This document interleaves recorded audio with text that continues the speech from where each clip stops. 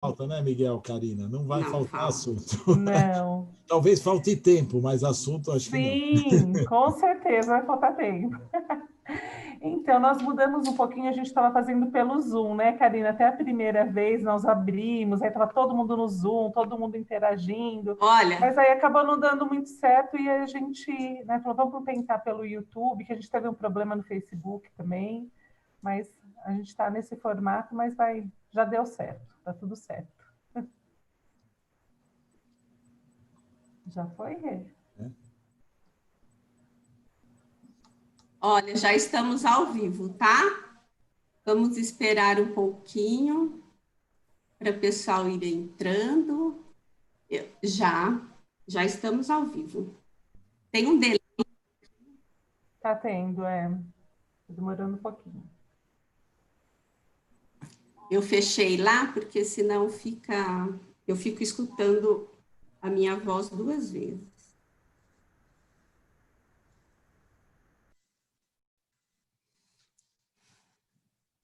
Eu ia pôr aquela música que eu mandei para vocês, eu esqueci.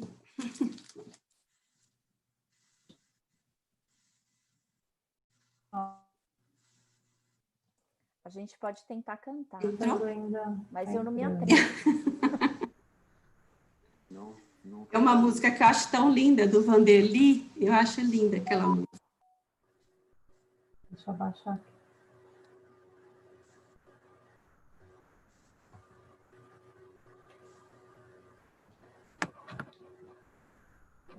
A gente já pode começar, né, Rê? Pode. Eu tenho algumas pessoas.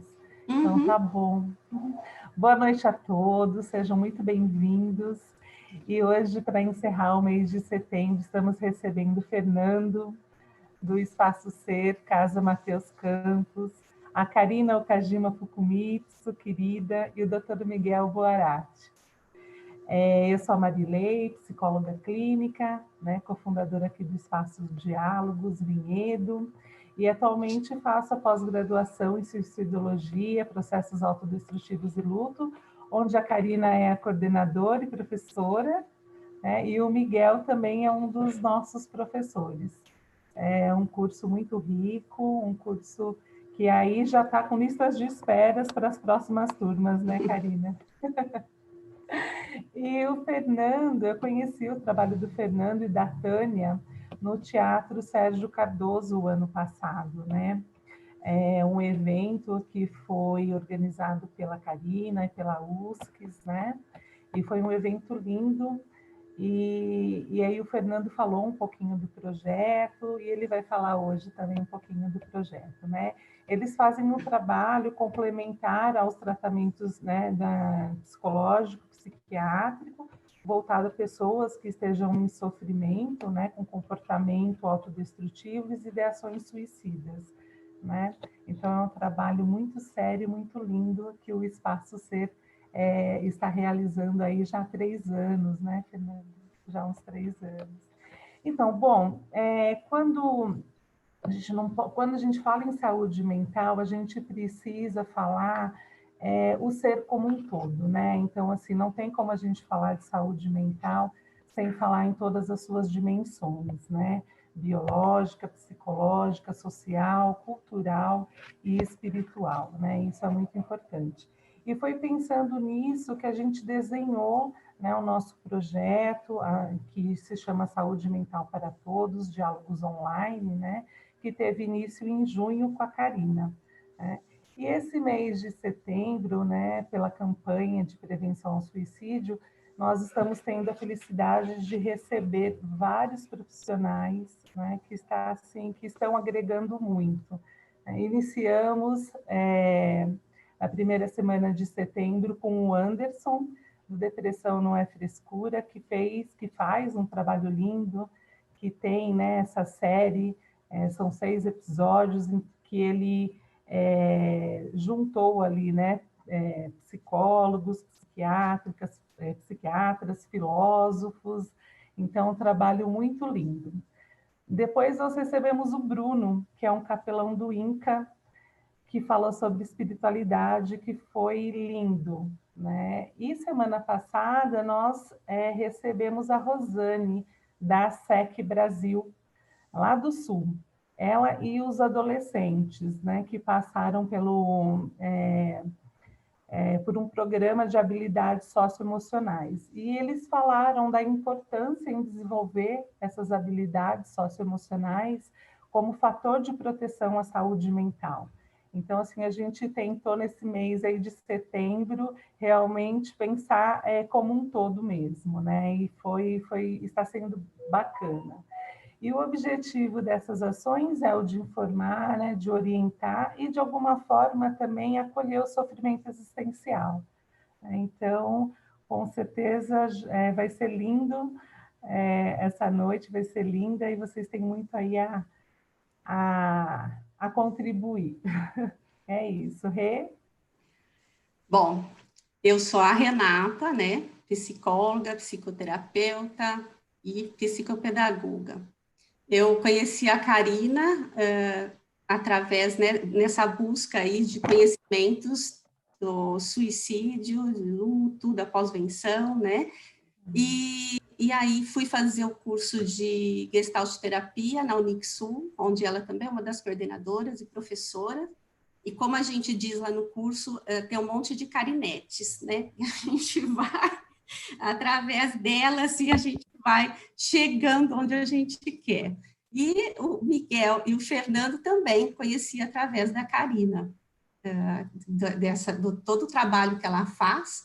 Então, ela que nos apresentou aí esses profissionais e tantos os outros também que vieram, né? O Anderson também foi através da Karina. A Fátima. A Fátima é uma linda que veio no final de agosto falando sobre as sutilezas individuais e familiares, que parece que ela vai pegar a gente no colo, né? Que é só amor, a Fátima. Bom, e aí, durante o nosso diálogos, né, só para fazer um parênteses, podem ir fazendo as perguntas no chat que a gente vai tentar colocar aqui durante ou mesmo ao final a gente faz uma interação. E nós convidamos, então, a Karina, o Miguel e o Fernando, né, porque eles são pessoas e também profissionais sérios e que não ficam só falando, né, informando, eles também vão para a ação e fazem um trabalho, assim, maravilhoso, tanto de informação, conscientização, como também na prática mesmo, que é uma coisa que a gente escuta muito a Karina falando, que ela, como foi a nossa primeira convidada, ela nos amadrinhou, então a gente a chama de Dinda, né? E quando a gente pensou em sofrimento existencial, também foi de ouvir muito, né? Que a Karina também traz muito, outros profissionais também, porque o sofrimento, ele acontece em qualquer faixa etária, em qualquer tempo da nossa vida, né? Então, é durante a nossa existência, o próprio nome fala. E como é importante a gente fazer esse percurso, né? E conseguir observar alguns fatores, né, que podem aí contribuir para a questão da saúde emocional, né? Que pode ser feito através da psicoeducação, da educação socioemocional, que hoje em dia até as escolas estão, né, pegando esse caminho, dando esse suporte. Eu até escutei uma live do Fernando e da Tânia, né, falando da importância das rodas de conversa, que vocês acho que fazem também em alguma escola, que isso é muito importante, esse escutar, esse acolhimento, né?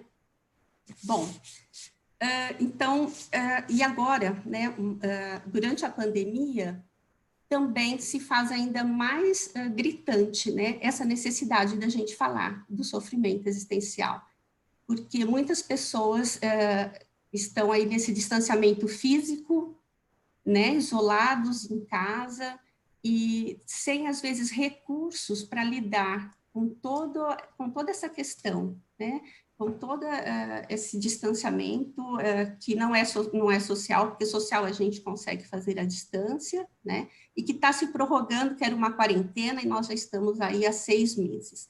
Né, tem pessoas perdendo emprego, nós estamos muito próximos em contato com a morte, com o ficar doente, com o luto, E isso, por ser um tabu também na nossa sociedade, é muito difícil as pessoas lidarem, né, falarem sobre isso. Então, esse é o nosso objetivo, de trazer informações e um espaço, né, de conscientização, de escuta também, para vocês trazerem para a gente, e de acolhimento. Então, eu vou falar um pouquinho do currículo deles, que é grande, gente. Então, a Karina, ela é a nossa madrinha nesse programa, Diálogos Online, Saúde Mental para Todos. Ela foi nossa primeira convidada e hoje está mais uma vez aqui conosco para compartilhar. Ela é psicóloga, psicoterapeuta, suicidologista, com pós-doutorado em psicologia, coordenadora da pós-graduação em suicidologia na Universidade de São Caetano do Sul, a USCS, palestrante e autora de vários livros e artigos. Os livros podem ser encontrados no site, né, Karina? www.karinafukumitsu.com.br. Tenho todos, são maravilhosos, vale a pena. Não é propaganda não, gente, porque é bom mesmo.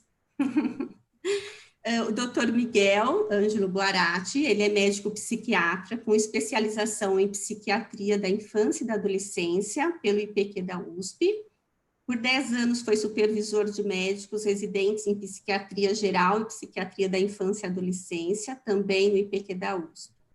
Colaborador do Programa de Transtornos Afetivos da Infância e Adolescência, do IPQ da USP. Professor do curso de pós-graduação em suicidologia da USCS e do Instituto Ânima de Psicologia Analítica de Ribeirão Preto. O Fernando Campos, ele é cofundador do Espaço Ser, junto com a Tânia, né? Casa Mateus Campos, que é uma ONG ecumênica na cidade de São Paulo, composta somente por voluntários. Eles realizam um lindo trabalho complementar aos tratamentos psicológico e psiquiátrico, voltado a pessoas que estejam em sofrimento existencial, com comportamentos autodestrutivos e com ideações suicidas, né?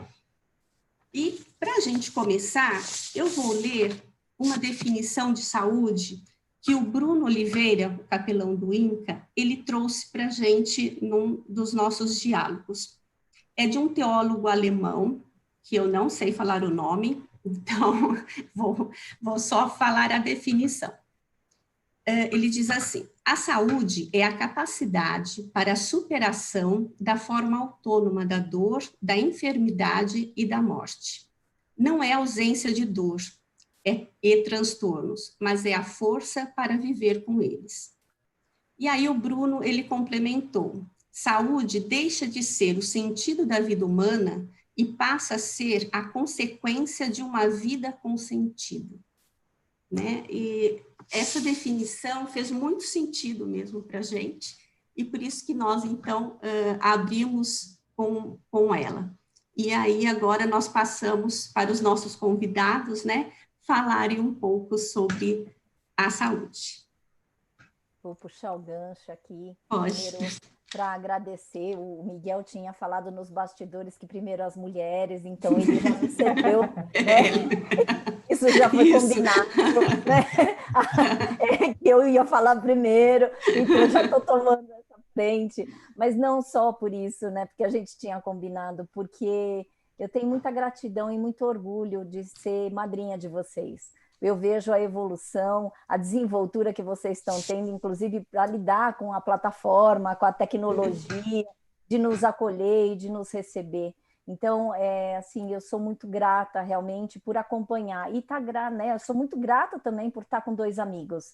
Eu entendo realmente o Miguel e o Fernando como, assim como a Tânia, e como o Espaço Ser, né, são parceiros, são amigos de coração, e não é somente de trabalho, sabe? Não é uma questão só laboral, é uma questão de afetividade. Eu tenho muito carinho e admiração pelos dois, então, para mim, realmente é uma situação que me faz muito sentido.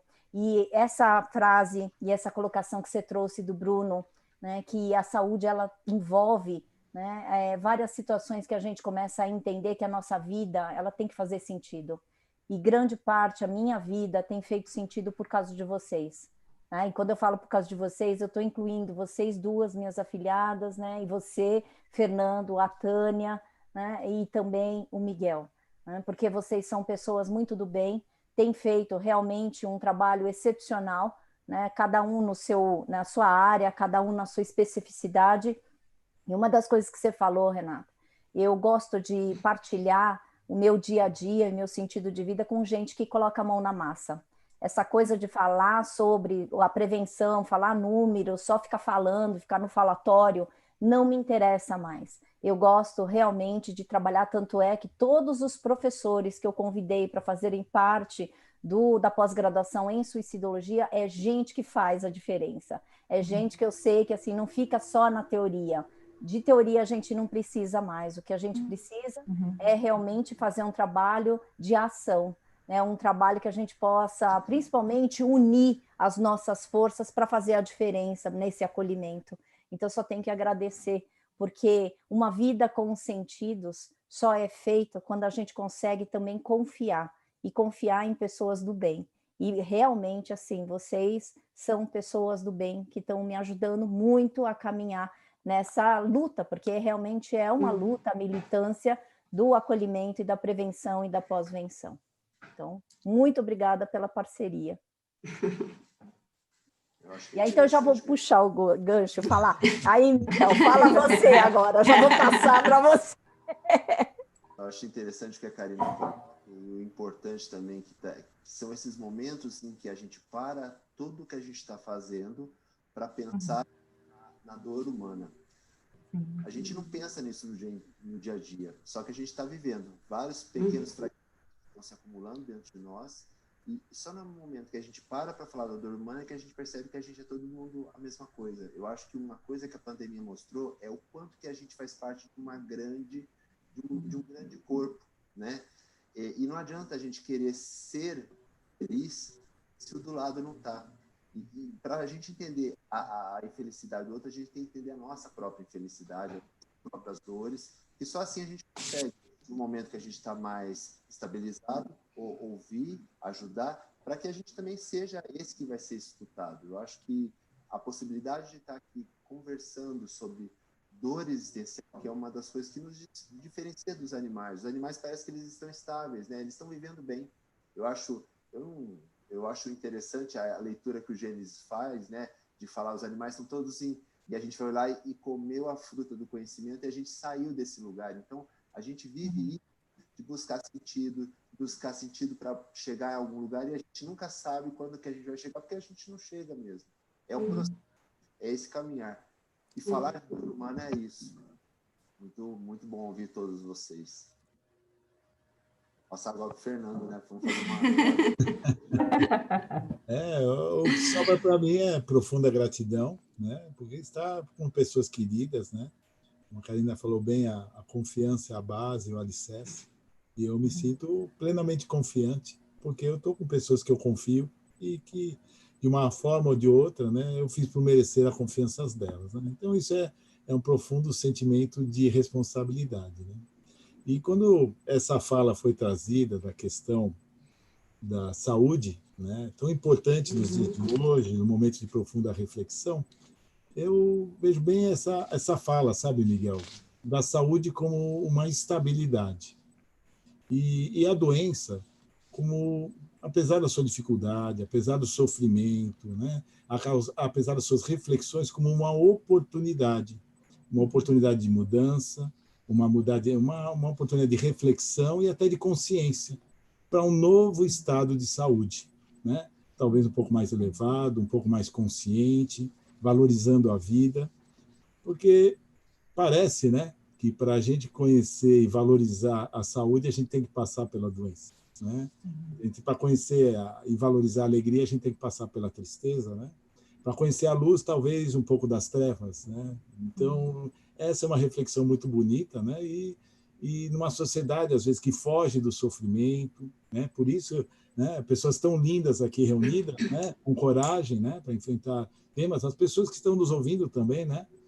Um tema tão difícil, né? Porque a gente tenta, né? Ninguém gosta de sofrer, mas parece que ele também faz parte da vida. Né? Ou talvez o grande questionamento seja a quantidade de sofrimento, né? E talvez ficar perenizando, né, dentro do sofrimento, né? E não ver a questão da cura e da saúde também, né? É uma reflexão muito linda mesmo. Deixa eu fazer agora, puxar antes, né, da gente... Uma das coisas que eu me encantei era um domingo, né, e um domingo que estava muito frio. Eu recebo no meu WhatsApp uma mensagem com uma revista, assim, que parecia que estava um recorte de uma revista, e assim, sem a pessoa se falar quem era. Então, veio o número e veio um recorte de revista falando: você trabalha com prevenção, gostaria que você lesse a nossa reportagem que saiu falando sobre a nossa ONG. A hora que eu vejo a chamada desse artigo era Transformando Dor em Amor, que é uma das fases que eu trago, né, no processo de extrair flor de pedras. E eu fiquei arrepiada, né, da cabeça aos pés, porque eu falei, que coisa mais linda. E foi aí que eu falei, meu Deus, me conta quem é você, qual é o seu nome e como é que eu posso conhecer a sua ONG. E aí, então, foi que eu conheci, né, a Tânia, que ela falou, meu nome é Tânia, e eu tinha ido no bairro que eu morei durante 17 anos, né, e onde a ONG está, né? Então, foi muito interessante, porque eu tinha ido no meu colégio de infância naquela semana. E a Tânia falando, olha, a gente está na rua tal, né? A gente fica aqui no bairro. E eu falei, nossa, eu conheço isso, né? E aí começou a acontecer uma coisa muito interessante, porque eu falei, gente, nada é por acaso. Eu revisito o meu colégio e o bairro, eu recebo num domingo, no qual eu estava extremamente desesperançosa, inclusive porque eu estava passando por várias situações difíceis, e aí então vem esse chamado, que a gente não sabe de onde. E uma das coisas que o Miguel acabou de trazer é que muitas vezes a gente não sabe o sentido da gente, e nem sei se a gente precisa saber tão certinho assim, porque a gente tem que acreditar na força da vida, que ela vai nos encaminhando. Pronto. Aí eu conversei. E aí, então, a Tânia falou assim, meu marido até tentou falar com você, né, em alguns meses, e você ficou de olhar a nossa ONG, e eu não dei resposta. Eu fiquei mais incomodada com essa situação, porque eu sou uma pessoa que, embora seja bastante ocupada, eu, assim, priorizo muito em dar retorno para as pessoas. E eu fiquei lá, meu Deus, é inflamação cerebral mesmo, como é que eu não vou dar resposta para ele? Eu fiquei tão indignada comigo. E ele falou, não, Karina, já passou, tudo bem. Mas eu falei, não. Aí eu falei, eu quero marcar um dia que eu possa conhecê-los e eu posso levar o meu grupo. Vou convidar as pessoas, porque assim, eu já amei, eu nunca tinha visto um trabalho como o que o Espaço Ser oferece aqui no Brasil. E eu senti realmente, falei, é uma luz no final do túnel, é uma possibilidade para muitas pessoas, e principalmente porque, né, o Fernando e a Tânia têm uma história que aí, então eu vou deixar para vocês contarem como que originou o Espaço Ser Mateus Campos. E aí, então, eles transformaram realmente dor, impotência em potência. E é isso que realmente eu admiro, sabe? Em todo esse trabalho que vocês fazem. O Miguel também, ele traz uma generosidade, e a gente foi apresentado, e ele traz esse caráter humano, sabe? Que a gente consegue extrair flor de pedras.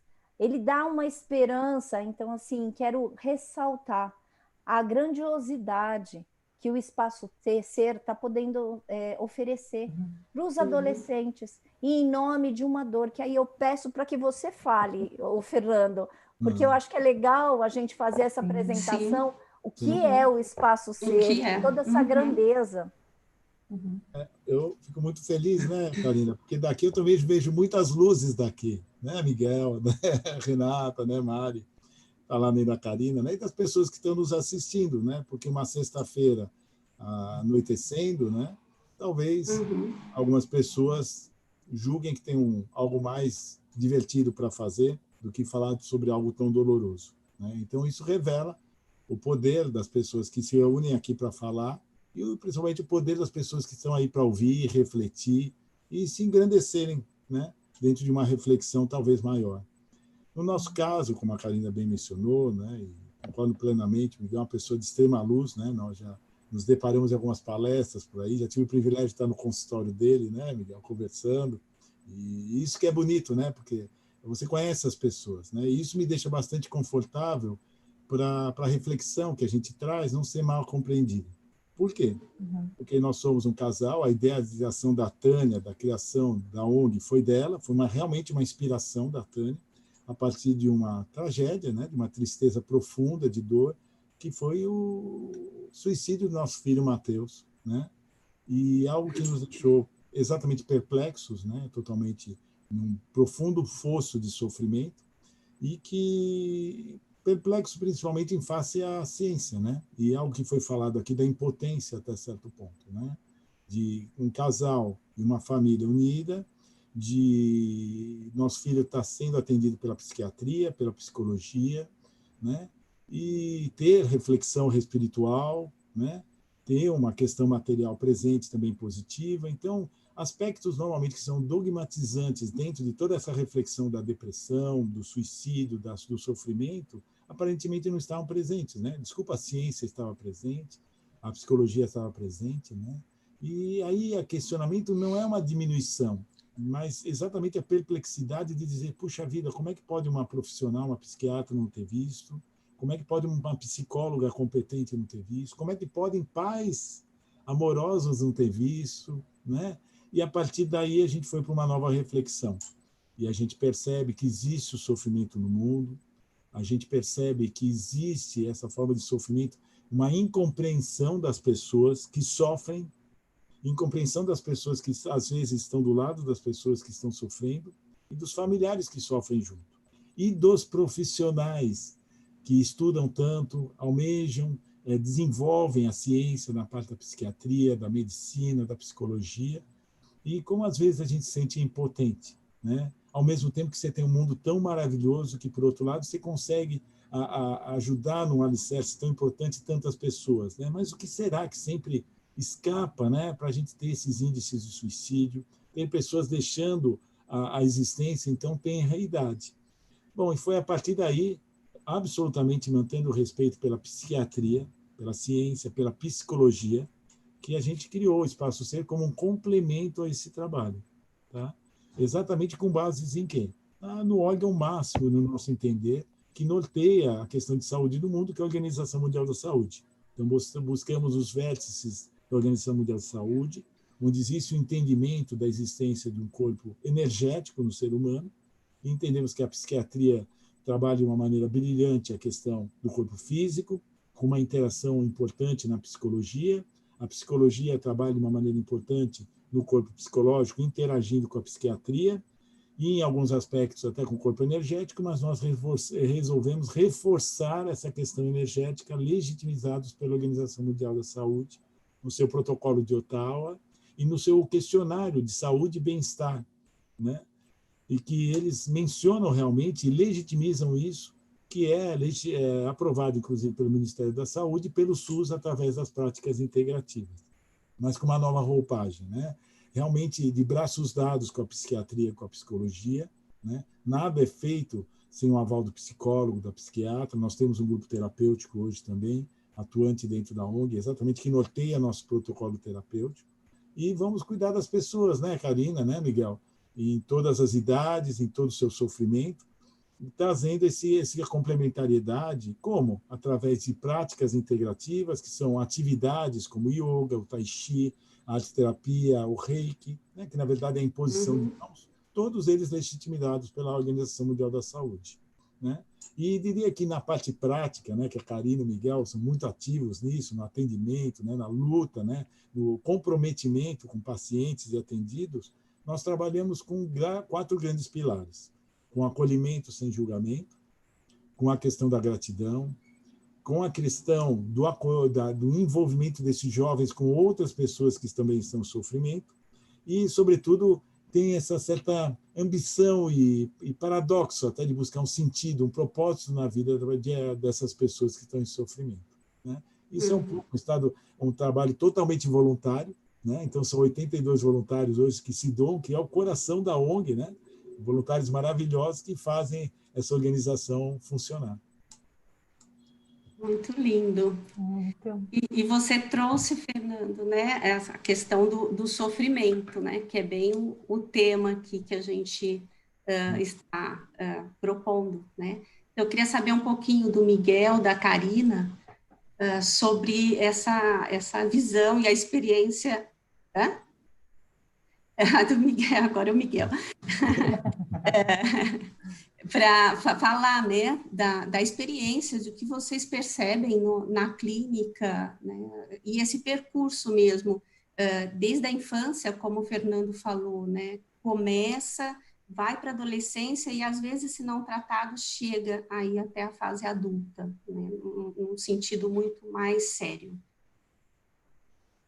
Está no sofrimento na vida do indivíduo, mas também nas gerações que se antecedem. Exato, isso. A gente não está falando de um sofrimento que começou nessa existência, a gente está falando de um sofrimento das gerações anteriores. Às vezes a gente carrega coisas que vêm dos nossos antepassados, de sofrimento, de luta.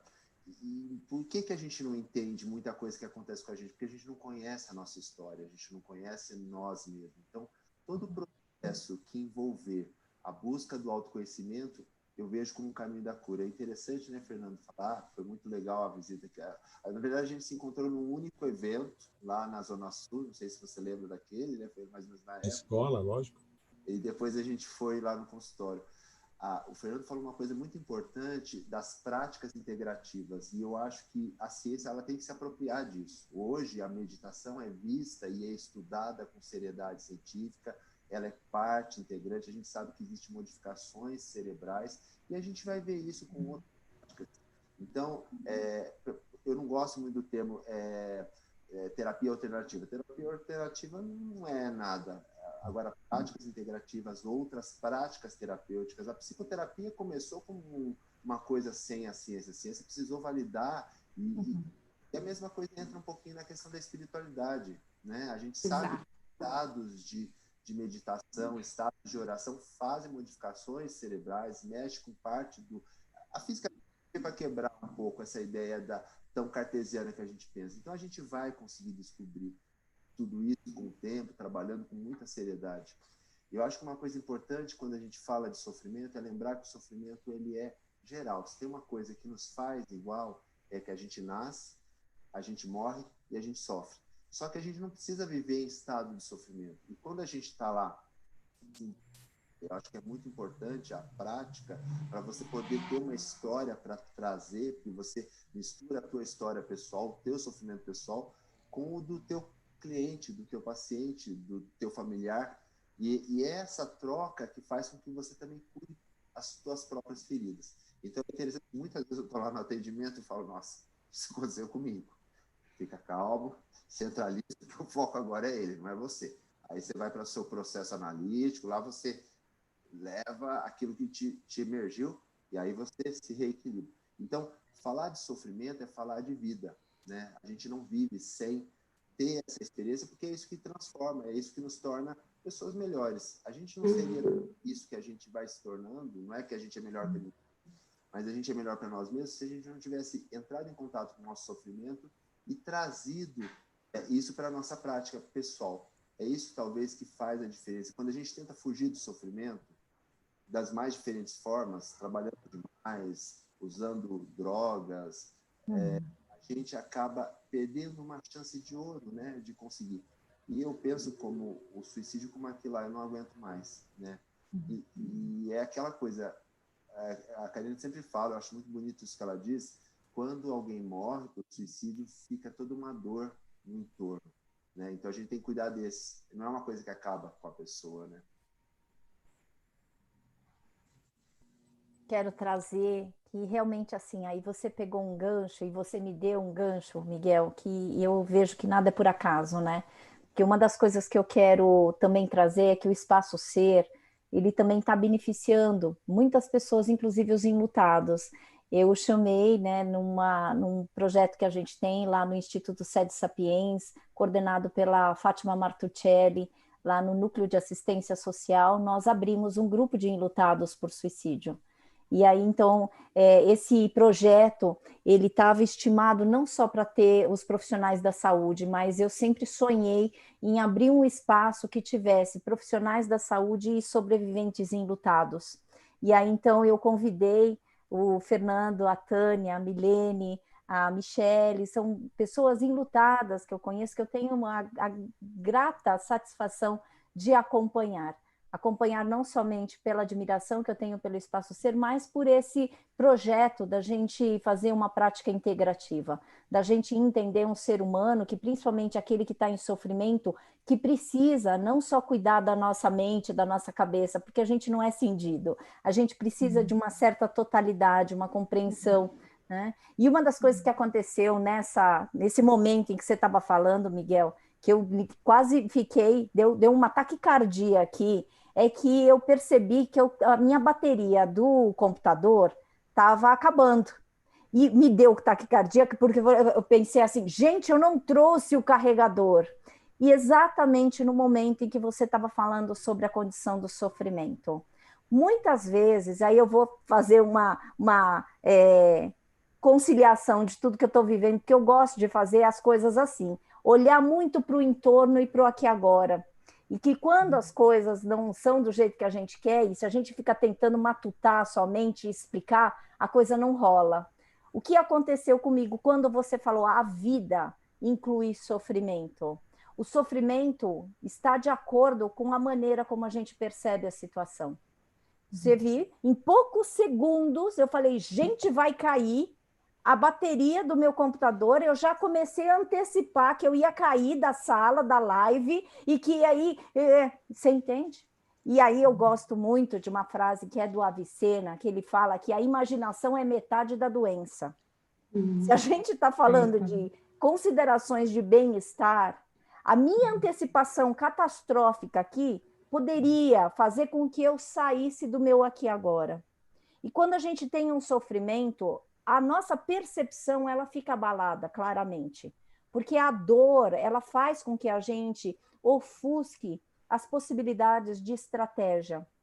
Então, quando você traz que o suicídio, ele traz realmente, é o ápice de um sofrimento intenso, né, que a gente sabe que quem se mata é porque não conseguia comunicar em vida aquilo que estava incomodando.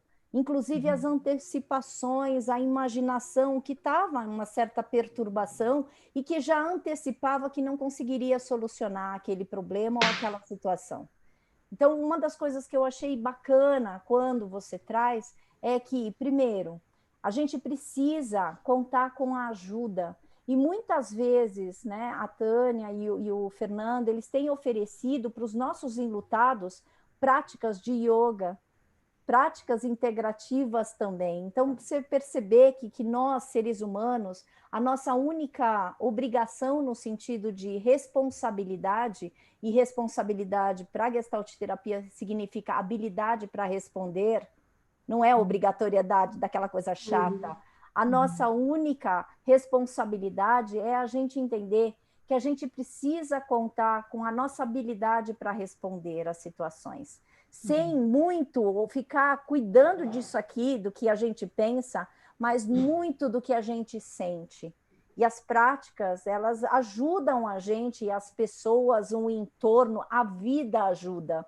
E a gente está finalizando um mês que é considerado como um mês de conscientização, né, para questões da prevenção, mas se a gente levar isso como conduta diária, entender que a gente precisa administrar as nossas habilidades de responder ao sofrimento. Porque quando você fala a vida inclui sofrimento, eu falo e costumo brincar, no kit existencial já tem o sofrimento. Então, nasceu gente, já vai sofrer. Não é praga, mas a gente já tem isso, é inerente. Agora, como a vida não é do jeito que a gente quer, cabe a nós encontrarmos e ampliarmos possibilidades para lidar exatamente com este sofrimento. Tudo está aqui na nossa antecipação catastrófica e que gera muito maior sofrimento do que realmente a gente fala, peraí, calma, é o que você fala. Quando você fala que tem alguns pacientes que chegam e falam, Isso eu já passei. Espera lá, respira. Você falou uma coisa lindíssima. Respira, porque é isso que eu também faço quando eu testemunho o sofrimento do outro e eu acompanho. Eu falo, respira, Karina, porque se distancia desta situação, porque quem está precisando agora é esta pessoa que está na nossa frente. E isso é chamado de altruísmo. Isso é chamado, quando a gente faz e vê uma ONG com mais de 80 pessoas que se voluntariam para fazer e trabalhar, né? Porque é um trabalho, e aí não é um emprego, não é aquilo que se ganha, mas se ganha muito mais em afeto, em amor, em missão existencial.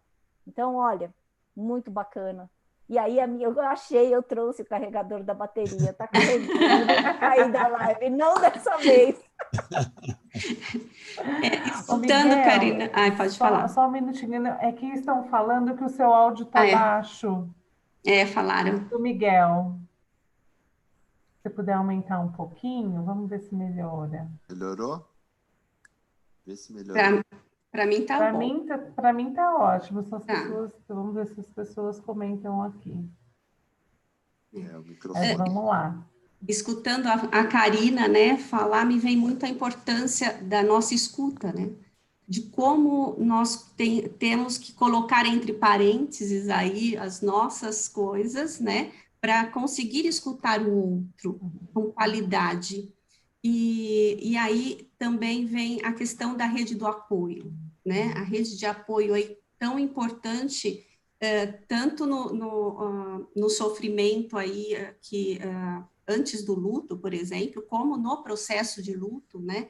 Ou seja, em qualquer fase da nossa vida, em qualquer situação, quando nós temos uma rede de apoio, fica muito mais fácil para a gente atravessar, né, essa situação. Então, eu queria que vocês falassem um pouquinho sobre isso, sobre a escuta, a rede de apoio aí tão importante que o Espaço Ser também consegue aí, né, fazer esse acolhimento. Karina, eu vou deixar a palavra com você, depois eu falo depois de você, né? Deixar as damas. As damas. Então eu entro. Você vê que a gente salva silêncios, isso eu acho que é muito bonito, né? Porque quando você passa a bola para mim, é sinal que você está podendo confiar no meu apoio. E eu acho que isso é o que o humano precisa fazer. Acolhimento é prover colo, e colo não é colo ventre, é colo aqui, ó, é perto do coração, é saber que a gente pode se apoiar e se amparar. Então, principalmente com os enlutados, a gente vê no grupo que a gente também tem, além dos encontros, a gente tem um grupo do WhatsApp. É a coisa mais linda observar que eles se apoiam, eles se dão a sustentação, porque é como se eles falassem uma linguagem em comum, né? Eles sabem do que significa sofrer pela morte, por suicídio de alguém, de um amado, e o quanto realmente é difícil, e a gente é colocado num solo extremamente fragmentado. Tanto é que na minha pergunta do luto por suicídio é quem mata quem quando um suicídio acontece. Eu estou desde 2009 praticamente estudando o luto por suicídio. Então, é uma jornada da qual eu me propus a entender essa dor sem nome. E confesso que eu ainda não tenho uma compreensão e uma explicação. Né? E aí realmente eu me sinto muito privilegiada por acompanhar essas pessoas, e somente uma rede de apoio bem apoiada, que a gente possa falar sobre as nossas vulnerabilidades, falar sobre a sensação de que às vezes a gente quer desistir, falar que a gente está com muita raiva daquele que se matou, falar que a gente está indignada com certas situações que a gente ouve, sabe? Com acusações, com besteiras mesmo que a gente ouve, muita coisa ruim, sabe? Eu acho que isso se faz, né, nessa rede de apoio. Eu gosto muito da palavra rede, porque eu sou casada com um baiano, se vocês sabem, né? Então, o baiano fala, ó, meu rei, e senta na rede. E aí eu sempre gostei dessa ideia, porque rede, para mim, significa distância, né? Descanso. E aí, assim, esse descanso e a rede é um entrelaçamento de várias né? Tecituras de várias, né? É um tecido que vai sendo formado para acolher. Então, eu gosto muito desta ideia de que a gente, sim, precisa migrar e sempre precisa se preocupar em ofertar redes de apoio. Então, meu querido Fernando, você precisa ver quando o Fernando foi facilitador do nosso grupo de apoio aos enlutados, e ele teve uma grande marca nessa conduta, porque as pessoas achavam que o grupo era só constituído por mulheres, e nós tínhamos homens, pais, tios, irmãos, e aí quando o Fernando apareceu, ele deu uma certa legitimidade, confirmou para que esses homens pudessem participar. Então, assim, é de uma grandeza este homem. E vocês viram como é que ele fala, né? Eu adoro ouvir o Fernando falando. Então, passo a bola agora para você. É que normalmente eu estou bem assessorado, né? Então eu compartilho o agradecimento e a gratidão. Né? E fico muito feliz, né, Miguel, de nós estarmos aqui 2 para 3, né? Porque normalmente são várias, inúmeras, e nós, né, Miguel? Então, quando nós estamos numa proporção dessa, é sinal que existe uma evolução. Né? A questão da rede, dentro do caso do Espaço Ser, eu compartilho tudo o que foi falado, exatamente isso, Karina. E dentro do nosso espaço, como é que a gente atua, né? Sempre voltando para a prática. Então, nós temos uma rede de acolhedoras, né? De pessoas voluntárias que se doam, como você falou, não tem uma troca no plano da matéria, né? Em termos monetários, mas que elas estão lá como? Com escuta atenta e sem julgamento para receber as pessoas. Não há julgamento, né? Não há julgamento, né? Que aí, então, a gente reverte exatamente porque você estava falando agora, né? Puxa vida, né? Você passa um sofrimento na sua vida tão grande, tão incompreensível, né? As primeiras perguntas que te vêm são os porquês. Por quê? Por quê? Por quê? E normalmente essas perguntas, né, depois de passado algum momento, né, você percebe que até certo ponto são perguntas infantis, né? Porque veja, hoje o ápice da nossa ciência, da nossa tecnologia, da psicologia, da psicanálise, a gente não é capaz de fechar um quadro, porque cada ser humano é um universo próprio, né? De circunstâncias, como o Miguel falou muito bem, de um pretérito, né? De um pretérito, né? Ligado a quê? Possibilidades, né? Probabilidades, olha onde a gente chega próximo da mecânica quântica, né? E, por outro lado, a gente às vezes se alicerça numa razão para buscar os porquês, e, na verdade, quando a gente busca esses porquês, normalmente o que a gente espalha é culpas. Culpa para a escola, culpa para os pais, culpa para o psiquiatra, para o psicólogo, para o remédio, para a própria pessoa que cometeu suicídio. E se a gente for parar, embora se respeite, porque é o que a gente consegue fazer no momento, né? E trazer essa reflexão para um outro nível, porque normalmente muitos porquês refletem um lado infantil. Né? Se a gente for ver, as crianças são muito porquê. Por quê? Por quê? E, normalmente o que elas recebem no último porquê, porque sim. Né? Mas talvez, e eu nunca esqueço, né, no almoço que nós estávamos, eu, a Tânia, meus filhos, né, o Loic e a Fefe, e nós conversando, e o meu filho falou, pai, vocês não perceberam, nós estamos fazendo aqui, nós, né, porque a família inteira participa, né, minha filha colabora também com as redes sociais, o Loic dá aula de desenho lá na ONG também, né, nós ficamos juntos. Na verdade, talvez o que nós estamos fazendo agora é transformar esse porquê numa transmutação para um para quê. Né? Porque se a gente for numa lógica, num raciocínio lógico, a gente vai encontrar só culpados sem sentido. Porque, desculpa, com toda a experiência da ONG, nesses 3 anos, mais o nosso grupo terapêutico, que só as nossas queridas, né, que a Cida, a Nilce, que cuidam desse grupo terapêutico também, então mais de 80 anos de experiência, a gente vê, talvez os consultórios, como vocês veem também, todo tipo, né, de jovens de classe social elevada, classe humilde, com uma reflexão religiosa, outros sem, pais presentes, pais não presentes, então, com apoio psicológico, apoio psiquiátrico, então, os porquês, né, e vamos na biologia, né, nós somos compostos de milhões de células que clamam por vida, clamam por procriação e proteção, né? Então, como é que pode algo desse nível chegar a esse nível de sofrimento? Né? É uma busca de parar de sofrer. Né? Talvez seja simples a questão do suicídio sempre existe.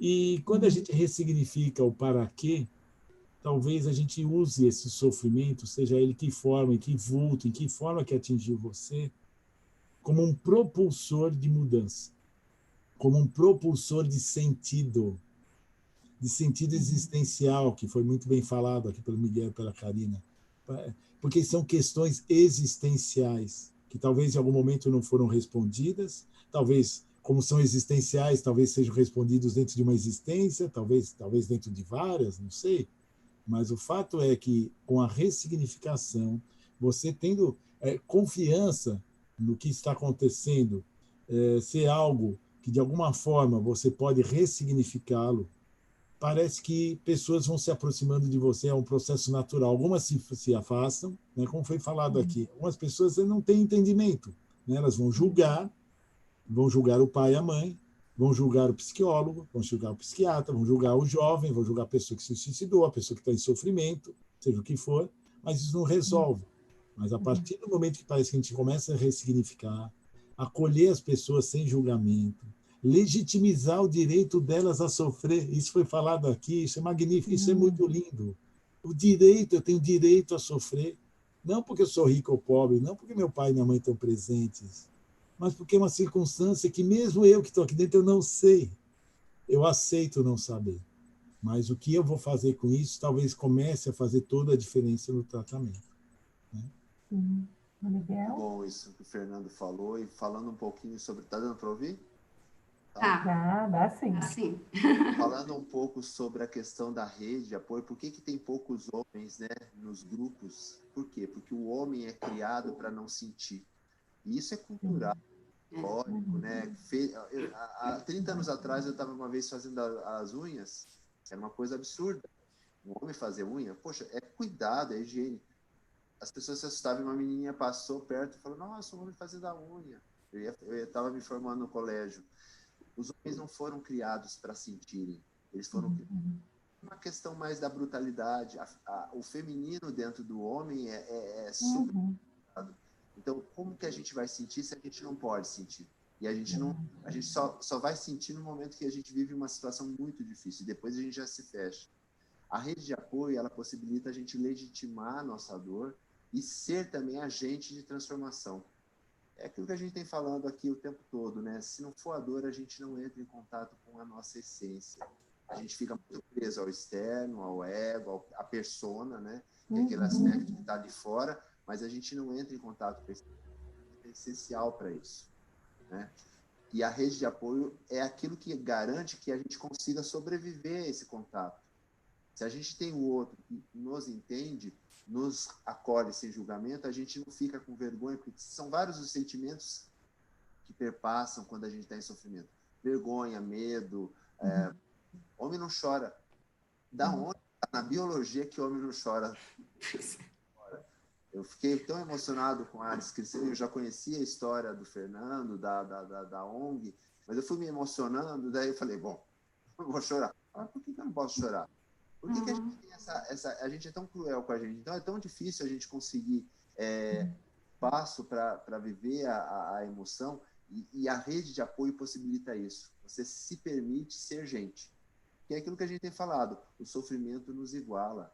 Todo mundo vai sofrer por coisas muito parecidas, né? As dores, elas mudam de endereço, né? Tem uma história que uma mãe perdeu o filho e ela estava sofrendo muito, e ela chegou para Buda e foi perguntar o que ela ia fazer. Ele pediu para ela pesquisar. Não tinha ninguém que não tinha vivido aquela dor. É uma dor universal, entre tantas outras.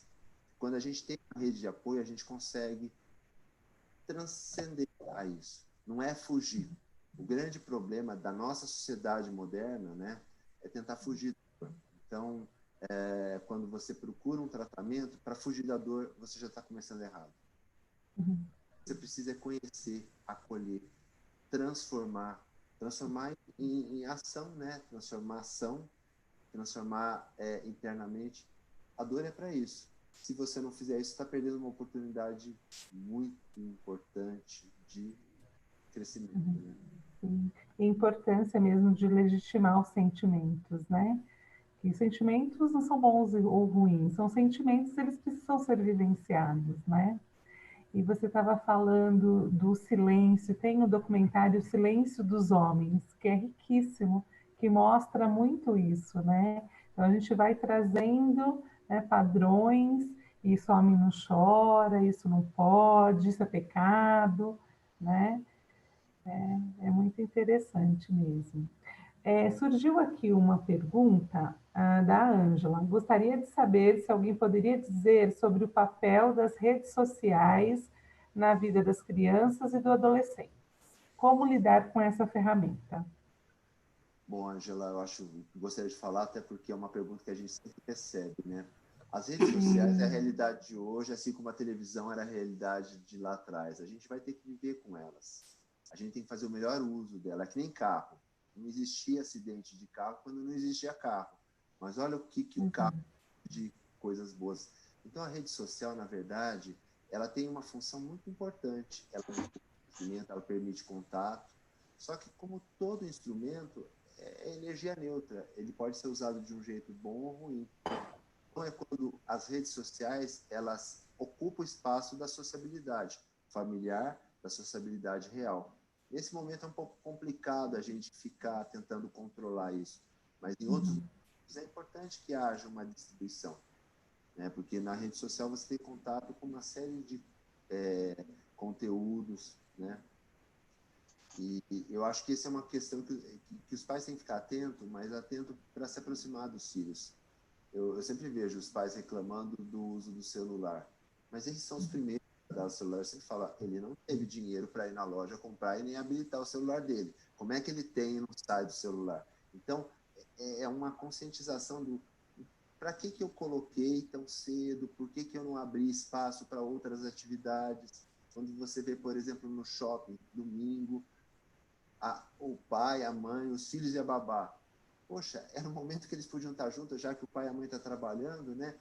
É aquele momento, mas eu estou tão cansado, eu quero olhar no celular, né?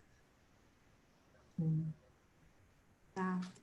Eu estava pensando, né, voltando um pouquinho de legitimar os sentimentos, e eu estava pensando exatamente na educação socioemocional, dessa importância para que se reconheça o sentimento e consiga legitimar, né? E a Vanessa Castro, ela pôs aqui, nesse sentido também, que ela é educadora e trabalha 8 anos com adolescentes, dos quais 4 com aprendizagem socioemocional. E aí ela fala também, né, de quebrar o ciclo da banalização, dizendo que tudo é coisa de adolescente, como se não merecesse atenção, tem sido fundamental. Então, acho que vem bem ao encontro do que vocês disseram, né, sobre essa legitimação mesmo, da importância da educação socioemocional. Karina, quer falar alguma coisa? Tem 2 palavras que estão aparecendo bastante: legitimar a ação, que eu gosto de brincar com as palavras, e confirmar a ação.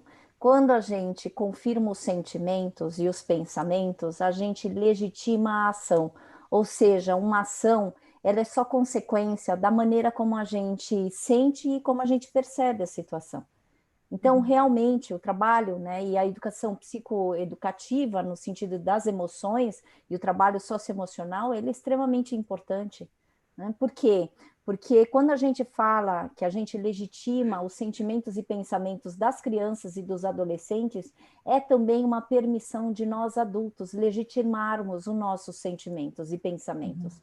E eu acho que uma ideia do que o Miguel trouxe, né, dessa incongruência que a gente tem, né, de uma das coisas que eu mais ouvi, que é uma coisa que me arrepiou, é assim: a gente só pode dar celular para criança que com 11 anos de idade.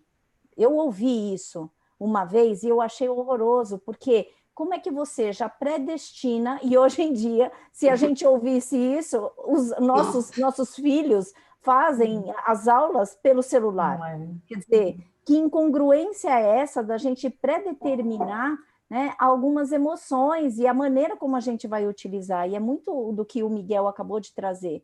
O problema não é o celular, mas é a maneira como a gente utiliza esse recurso.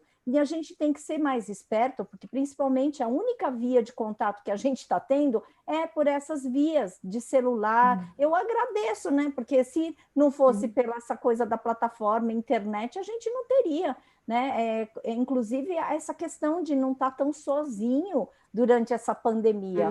Quantas e quantas vezes, né, esses recursos tecnológicos nos tiraram da nossa solidão? E quando a gente fala, então, agora de desenvolvimento socioemocional, a gente tem que fazer essa atualização. O que significa um desenvolvimento socioemocional? É a gente, enquanto adulto, legitimar que nós sentimos e que nós pensamos. E aí, eu fiquei extremamente emocionada com a tua emoção, Miguel. Eu vendo você se emocionar, e daqui da minha telinha, que eu ainda não enxergo bem, eu cismo de não usar o óculos, mas eu falei, eu acho que ele está se emocionando. E agora você, quando você estava falando que se emocionou, porque homem é treinado a não sentir, e que você, ouvindo a história do Espaço Ser e do Fernando e da Tânia, se emocionou, eu pensei cá com os meus botões. Por isso que eu amo esse homem, sabe? E eu não estou dando em cima de você, eu estou falando do quanto... eu acho você de uma potência humana, né? E que você ajuda, principalmente você, um profissional da saúde conceituado, poder se emocionar numa live, enquanto a gente está aqui nessa interação, né? É totalmente coração. Isso eu só te agradeço, porque eu realmente falei, meu Deus, eu até suspirei, porque eu falei assim, gente, né? Por isso que eu amo realmente esta pessoa. Porque de coração, você, né, acaba sendo um protagonista para poder falar, homens, chorem, pessoas, chorem, mulheres, crianças, adolescentes, qualquer tipo de ser humano vale a pena. E eu costumo brincar, chora se você está com vontade de chorar, que senão vira dor de cabeça ou dor de barriga. Se eu puder adicionar, Miguel, o que eu já chorei nessa vida, eu acho que é por algumas encarnações, se elas existirem, né? E isso não minimiza, não maximiza, mas as coisas são como são, né?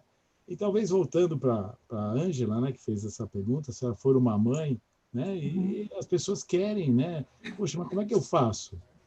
Eu sempre trago uma reflexão que é simples. Se você é mãe do seu filho, se você é pai do seu filho, fique seguro, pois, por exemplo, se a Ângela for pai ou for mãe de uma menina, é simples. Não existe na Terra uma melhor mãe para o seu filho ou para sua filha do que você. Ponto. Então, ótimo, ouça os profissionais, ouça o Conselho de Miguel, que é um especialista nessa questão, excelente, vai te ajudar a você crescer, ter o seu discernimento, ouça a Karina, ouça as pessoas, ouça a Renata, a Mari, ótimo, excelente, mas não existe alguém melhor que você para ser o pai ou a mãe do seu filho. Por quê? Porque você é. Simplesmente porque você é. Então, ninguém consegue substituí-lo. Essa é a sua tarefa, faça o melhor que possa. Ponto. E voltando a essa questão da escola, que é algo que eu sei que soa no coração da minha esposa, né?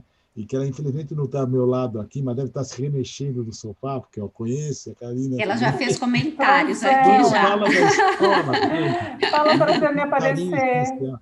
Vou trazer um carinho especial para esse tema. Por quê? Porque, em hipótese alguma, eu quero entender isso como culpabilidade. Parece que a culpabilidade, toda vez que ela é trazida à mesa, a uma reflexão, ela só fomenta o aumento do sofrimento, né? Porque o ser humano, vai, numa sociedade como a nossa, já nasce praticamente, né, com um sistema, como foi falado no início aqui, né, um sistema de culpas, né? E talvez seja a nossa grande sacada nessa existência, somente nos libertarmos delas. No caso das escolas, o que eu quero trazer? Não, o nosso foco, nós temos um projeto desenvolvido junto com uma ONG de Genebra, da Suíça, né, que se maravilhou pelo projeto do Espaço Ser e pela legitimidade de ser algo ligado à OMS, que é algo mundial, né, pelo menos para 220 países. E nós iniciamos um projeto nas escolas. Poxa, por que nas escolas? Lá é o problema? De hipótese alguma. Não, mas por uma questão racional, onde os nossos jovens, quando essa é a questão da pandemia, tiver uma outra reflexão, talvez, onde os nossos jovens passam uma quantidade enorme de seu tempo? Na escola. Então, vamos focar na escola. Por quê? Porque lá o problema, não. Como foi dito aqui, não é uma questão de problema e solução, porque senão a gente vai bater em certo e errado e não saímos do lugar, se culpabilizando. Mas vamos ser racional. Onde eles passam a maior parte do tempo? Na escola? Opa, então vamos focar na escola. Né? E nós desenvolvemos um projeto chamado Help for Life, que é a ONG da Suíça, se chama Help for Hope, onde eles, inclusive, né, nos ajudam financeiramente a levar o quê? Práticas integrativas para as escolas. Né? Então, como é levado esse trabalho? Ele é levado através de práticas do Tai Chi, do Yoga. Nós tivemos que escolher algumas práticas, né, que sejam factuais para a quantidade de alunos. Né? Então, nós começamos esse projeto um pouco, na verdade, no último dia de aula do Colégio Dom Bosco, inclusive, né? Aqui em São Paulo, na Zona Norte, fazendo uma prática de Tai Chi. Então, nós desenvolvemos o Tai Chi, o Yoga, vem uma psicóloga fazer uma conversa com os alunos, uma roda de conversa, e, inclusive, uma psicóloga ou um psicanalista falar individualmente com os alunos que assim o desejarem. Exatamente dentro desse contexto que nós estamos falando. Vamos deixar as pessoas falarem dos seus sentimentos, né? Não vamos bloqueá-las, né? Porque nós somos humanos, né? Todos dentro de uma existência existencial, de uma existência experimental, de experiência, de aprendizado, né? E vivendo circunstâncias que muitas delas não dependem de nós. Às vezes depende dos pais, às vezes depende de outros da escola, de outros amiguinhos, da rede social, e sei lá, né? Circunstancialidades da vida. Mas, a partir do momento que eu tenho um espaço de escuta atenta e onde eu posso externalizar o que eu sinto e eu sou legitimizado por isso, a gente sente que os jovens começam a sentir que fazem parte, que não estão sós. Isso vai refletir também nos pais, porque também fazemos uma palestra para os pais nas escolas, né? Então, eu acho que esse é um projeto que não é só questão do Espaço Ser ou da ONG Suíça, do Help for Hope, mas eu acho que as escolas mesmo, através da sua rede de coordenação de ensino, das suas psicólogas, já pode começar a trazer, como várias delas estão trazendo. Por quê? Porque é um outro tipo de reflexão. A escola realmente talvez possa passar desse papel de informação para a formação, porque é um papel inexorável, não tem como escapar. Né? É um período grande que os jovens passam lá dentro. Né? Nós, no ano passado, nós fizemos um trabalho dentro de escola pública com rodas de conversa, e foi muito rico mesmo, essa troca, e a rede de apoio, mesmo assim, entrelaçamento, né, entre eles, porque tinham casos de tentativa de suicídio, de depressão, de autolesão. Então, assim, e como eles conseguiram abrir a escuta, e um escutar o outro, falando, não sabia disso, e aí você vê o acolhimento. Então, assim, é muito rico mesmo, né, esse trabalho em escola. E tem uma pergunta aqui da Carla Sandrini. Como uma mãe lida com a sensação de impotência ao ver um filho não ter mais vontade de viver, sofrendo absurdamente? Miguel? Não estou ouvindo. Tá ouvindo? Agora sim. Deu certo? É uma pergunta bastante frequente, né? Eu acho que é fácil para olhar para a própria impotência, né? O quanto que eu gosto muito de trabalhar com a Laíde, é uma amiga maravilhosa, porque ela desenvolveu um trabalho que é o reconhecer na mãe, no pai, obviamente, a capacidade de cuidar de si para cuidar do outro. Quando a mãe se sente impotente diante do sofrimento do seu filho, ela tem que olhar para o próprio sofrimento. Não é uma coisa egoísta, vou olhar para o filho, mas ela precisa entender para ela conseguir alcançar esse filho. São vários os caminhos que levam uma criança, um adolescente, a entrar no estado de sofrimento. São experiências desfavoráveis, tem questão genética, né? Tem experiências na escola. Então, o que ela precisa ter, claro? Ela precisa estar bem para conseguir ajudar esse filho. Então, será que ela está se cuidando? Será que ela está estável? Será que ela vai conseguir acolher o que o filho possa trazer? Então, às vezes, a mãe está num nível de sofrimento muito grande. Vamos pensar numa situação bastante frequente, né? Assim, um filho que está vivendo um conflito da sexualidade, né? primeiro lugar onde ele precisaria se sentir acolhido era dentro de casa. A gente sabe que o índice de suicídio em homossexuais, sexuais e transgêneros é muito maior do que na população geral, por essa condição, por essa situação, né? A condição não é ser, mas estar, né, dentro de uma sociedade que é homofóbica, que é misógina, que é preconceituosa. Então, por exemplo, nessa situação específica, esse filho entra num estado de sofrimento, porque ele começa a captar na conversa aqui, na conversa ali, a dificuldade que os pais teriam de aceitá-lo, né? É um exemplo de uma situação pontual, pode ter outras situações, alguém que tem dificuldade, por exemplo, de fazer amigos, esse jovem, ele tem dificuldade de ter novos amigos, ele se sente feio, ele tem algum nível de fobia social, esse pai precisa estar sensível a esse sofrimento e acolher aquilo que tiver. A gente está falando de acolhimento, mas é para realmente entrar dentro e buscar as ajudas necessárias. Eu acho que é um ponto que a gente precisa falar. Quando que eu preciso buscar ajuda? Não é em todos os casos, mas em alguns casos específicos, quando o nível de sofrimento ultrapassa um limite, aí a gente precisa buscar a ajuda necessária. E a ajuda não é para o filho apenas, para os pais. Eu sou aquele psiquiatra que dificilmente não encaminha os pais dos meus pacientes para um atendimento específico para eles, seja de orientação, seja de psicoterapia. Por quê? Porque os pais precisam estar prontos para ajudar esse filho. É muito comum assim, por favor, meu filho precisa mudar isso, ele está muito agressivo, o que eu faço? Tá? Vai passar pelo ponto de você rever a sua postura diante daquela situação. Não tem uma receita única, né? Não tem uma única coisa a ser feita, né? Cada caso é um caso, mas vai passar por uma revisão da própria vida desses pais. Tem uma pergunta aqui falando sobre o bullying, né, do Marcelo. Ele fala que o número de suicídios entre adolescentes tem crescido bastante, muitos acreditam ao aumento das redes sociais e ao excesso de bullying. Qual a visão de vocês sobre isso, sobre o bullying?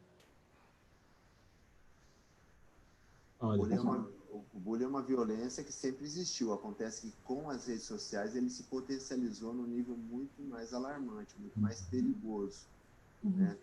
O bullying normalmente ele acontece em situações muito específicas. Existem aquelas pessoas que praticam e têm algumas características, muitos deles já foram vítimas de bullying, e tem aqueles que sofrem, aquele tipo de adolescente que é o perfil para sofrer bullying, ou porque tem algum comportamento, ou porque tem alguma postura. Então, na verdade, o que a gente precisa, e aí a escola importantíssima, como o Fernando colocou, a gente precisa fazer um trabalho muito próximo à escola na identificação e na ação. O problema é que hoje o bullying não fica restrito ao ambiente escolar. Bullying na infância. Eu usava óculos, né?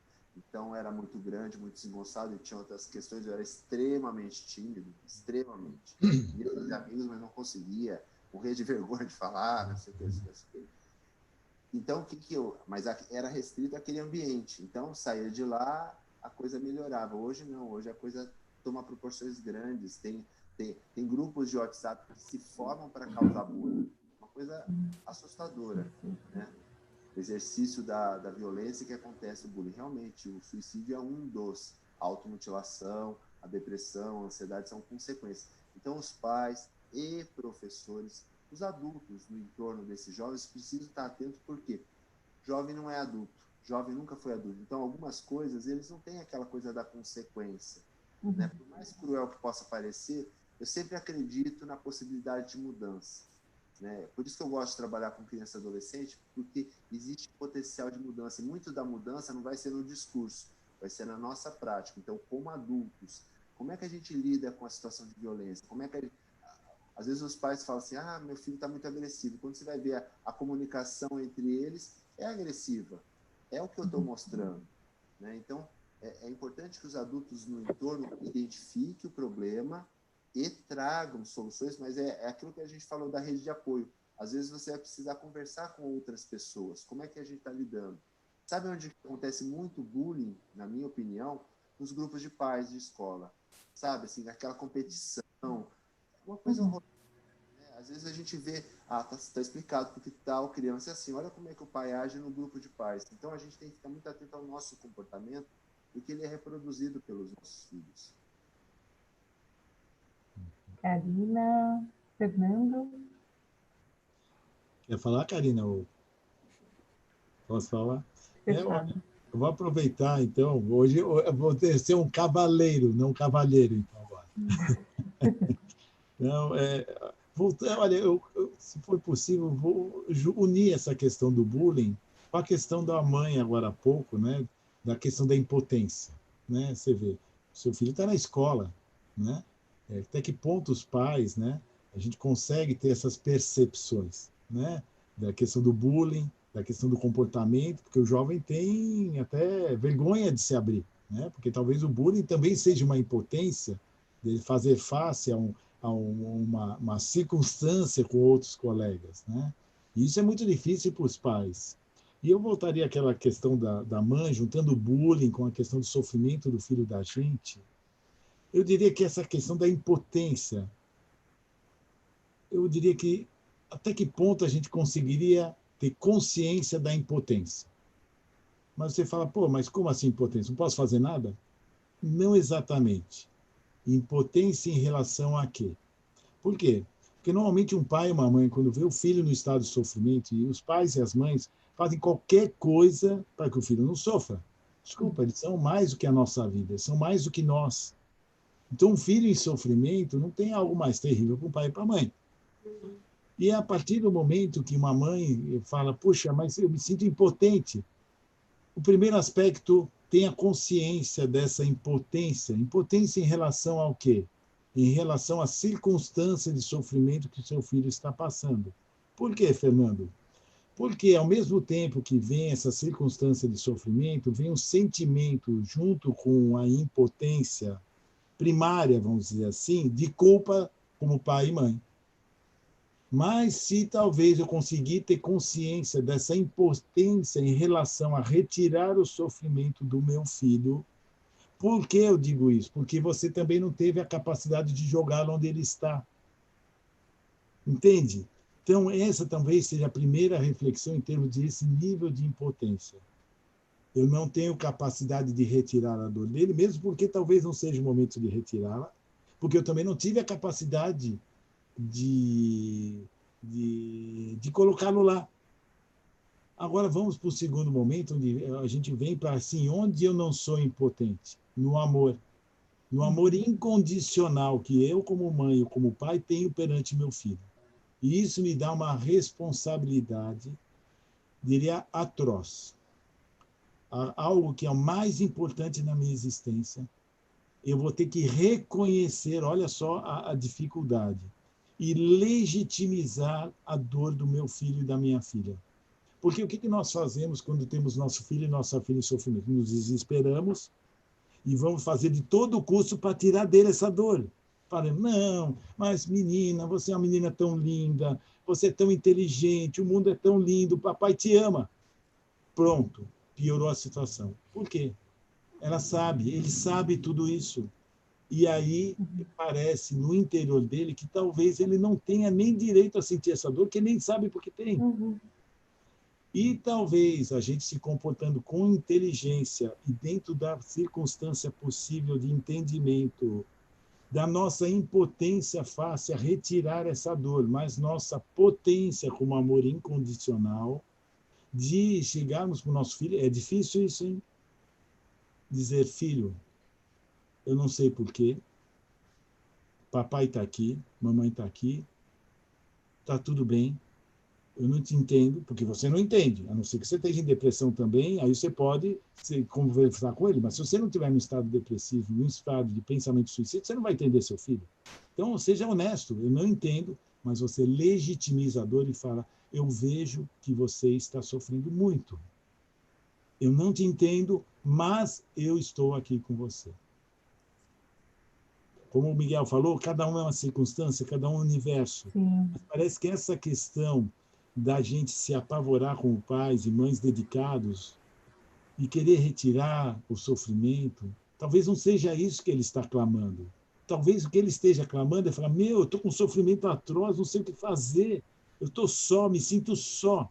E talvez você seja, nesse momento, talvez, a luz que vai dizer, você não está só. E talvez isso baste para esse momento. Tá? O Fernando, a tua fala é de uma grandiosidade enquanto pai e enquanto mãe, porque eu me senti muito representada, né, pelo que você traz, porque a gente precisa aprender a dar alforria existencial para os nossos filhos.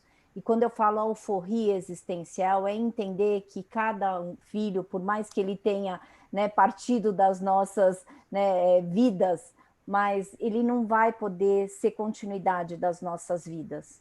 E aí, quando a gente sabe disso, isso fala de pai que sabe legitimar a dor do filho, sabendo que a gente, infelizmente, não consegue proteger os nossos filhos de muitos sofrimentos. E a impotência acontece exatamente quando a gente quer retirar esse sofrimento e a gente tira também a possibilidade desses filhos aprenderem a elaborar sofrimento. E eu acho que é muito bonito, porque muitas pessoas, eu como sou também psicopedagoga e eu trabalho muito em escolas, as pessoas falavam para mim assim, mas Karina, os nossos filhos vão perder conteúdo. Mas eu falava, mas eles estão ganhando muito nessa pandemia, porque eles estão lidando, foi assim no começo aqui em casa, foi um monte de brigaiada, entendeu? Porque estão aprendendo a dividir espaço, a dividir tempo, a dividir, sabe, consideração que aquilo que no dia a dia antes pandemia a gente não vivia.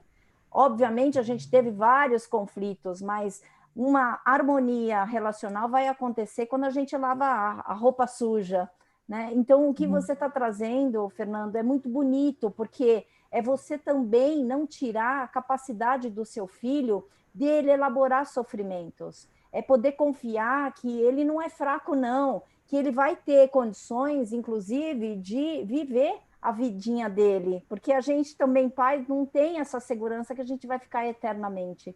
E eu acho muito legal esse posicionamento, e é isso que eu chamo de alforria existencial.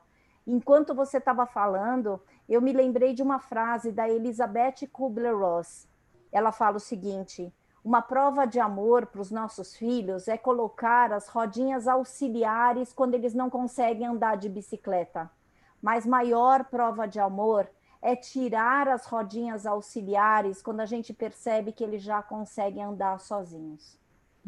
Gente, isso para mim assim, é de uma grandiosidade, né, da gente, enquanto mãe, enquanto pai, entender que a nossa impotência é que a gente não vai viver a vida dos nossos filhos. E que a gente precisa realmente dar chance. E como você falou, você trocou a palavra legitimação por legitimador. Nós precisamos nos tornar legitimadores, aqueles que legitimam as dores dos nossos filhos. É muito bonito isso, porque também requer, como o Miguel, ainda bem que é um profissional que indica os pais, porque requer realmente a gente olhar para as nossas dores enquanto filhos, enquanto pais, mães. Muitos dos nossos sofrimentos enquanto pais e mães, né, se refere à nossa infância, à nossa criança, que não foi também socorrida e não foi legitimada. Então, assim, é um dever que tem que acontecer nessa trama. Enquanto tem o crescimento e uma reconsideração da existência dos nossos filhos, a gente também tem que se cuidar. Lembra da máscara de oxigênio? O que a gente é informado quando tem alguma situação de crise? Coloca primeiro em você e depois nas pessoas. Senão não tem ar, né? Exato. Perfeito, verdade. E essa fala do Fernando me emocionei também, né? Porque às vezes eu, enquanto mãe, né? É chegar e dar aquele abraço e falar exatamente isso: eu estou aqui, e você precisar. E ponto, né? De deitar um pouquinho na cama, no sofá, né? Ficar ali pertinho sem falar nada, mas está pertinho, está ali. Então, eu acho que isso é muito importante, né? De mostrar essa disponibilidade, essa atenção e sermos mesmo, né? Legitimadores, né? Da dor. Acho que foi perfeito, perfeito. Bom, nós já estamos... Eu só queria fazer estamos aqui com 8h30, quase Oi, pode Miguel. ainda responder mais um pouquinho. Não, na verdade era só fazer um complemento. É, Eu pode. bato muito nessa tecla. O pai que se desespera é aquele pai que se desespera por si mesmo. Se ele tem os cuidados internos, ele vai conseguir acolher aquela dor e não vai entrar em desespero. E ele vai passar para o filho que tem esperança. Como é que você passa esperança se desesperando? A gente, na prática, né, Karina, eu acho que a gente vê isso muito. Tem horas que o cliente traz tanto problema, você fala assim, por onde que eu começo? Uhum. Mas se eu me desesperar, falar, meu Deus, e na verdade às vezes eu tenho que acalmar, por exemplo, como eu atendo as crianças, os adolescentes, depois eu sempre converso com os pais, eu tenho que passar para ele algo que ele tem que reproduzir em casa. Eu não posso entrar no desespero desses pais e eu tenho que explicar para ele, vocês precisam ter calma, porque assim vocês vão conseguir ajudar muito mais do que sair correndo, mudando de escola, levando para cá, levando para lá. Falou-se do bullying, né? O bullying às vezes pode deixar o pai num estado de tensão tão grande que ele quer super proteger, e às vezes você tem que ensinar o seu filho a lidar com aquilo. Como que ele vai lidar com aquela situação tão difícil, tão marcante, tão negativa, fazendo ele acreditar na própria força. A gente não pode tirar isso deles. Perfeito. Dá tempo ainda de uma pergunta aqui? Como que vocês estão aí? Dá? Você decide. Tá? A Lucy, ela está falando, eu como fisioterapeuta pélvica já atendi muitos jovens que sofreram abuso sexual e algumas suicidaram. Muitas com ideação suicida. Como cuidar desse assunto de ideação suicida? Bom, ela falou de uma situação bastante grave, bastante específica, né? A violência sexual, eu diria que é uma das violências mais terríveis, porque o sexo é tão maravilhoso. É a forma que a gente vem ao mundo através do sexo, é uma coisa de expressão de amor, de prazer, e você vai para o oposto, que é a violência, que é a sexualização precoce, falando das crianças e adolescentes que são vítimas de violência sexual. Então, é uma marca muito profunda na alma dessas pessoas, e que ela, como terapeuta física, tem que estar atenta a isso, porque isso pode emergir, não vai dar tempo, às vezes, de ir para um terapeuta, psicólogo, um psiquiatra. Às vezes é um terapeuta, um fisioterapeuta que está lá manipulando o corpo do paciente em que aquela dor emerge. Então, ela tem que ter exatamente essa mesma postura do pai. Acolher, não se desesperar e tentar dar o caminho mais correto. E isso, às vezes, demora um tempo para aparecer. Não é uma coisa fácil. Falar de que foi vítima de abuso, eu lembro dela, ela levou anos, né? Ela foi aquela manequim, toda sexualizada, fazia aqueles programas. Ela tinha uma dor que ela guardou a vida inteira dela. Ela só foi fazer isso quando ela falar, verbalizar para todo mundo, quando ela estava mais madura. Então, é muito doloroso, né? E é uma das causas de suicídio, de transtorno alimentar, de psicose, o abuso sexual. É um tipo de violência muito específico e muito frequente, e que acontece muito dentro de casa. Sim, verdade. Karina, o Fernando, querem falar alguma coisa? Eu quero, porque na verdade o que é uma violência, né? E principalmente a sexual, como bem falou o Miguel, muitas vezes o sexo deveria ser uma coisa prazerosa, né? E aquilo que é prazeroso, quando reverte, né, e torna agressivo, é o caminho do processo autodestrutivo.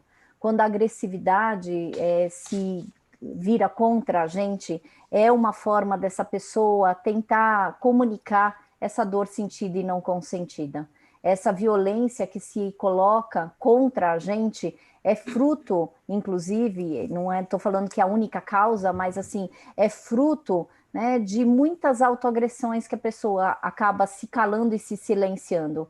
E muitas vezes, quando há abusos, existem também uma necessidade de um silenciamento para preservar a existência, porque, né, vem com uma ameaça, se você falar, né, você vai morrer. E a pessoa vai morrendo, ela entra num processo, né, de morrência, porque ela vai silenciando o sofrimento. Logo, tudo aquilo que é silenciado, principalmente em termos de dor e sofrimento, pode se tornar um comportamento autodestrutivo, e o ápice é o suicídio.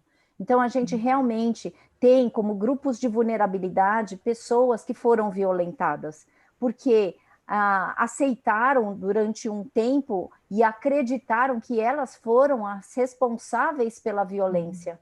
E quando a gente traz, e aí, né, traz à tona, por isso que você traz dessa modelo, quando ela pôde falar, ela pôde colocar toda essa mágoa ou essa agressividade que se, né, voltou para ela, para o mundo.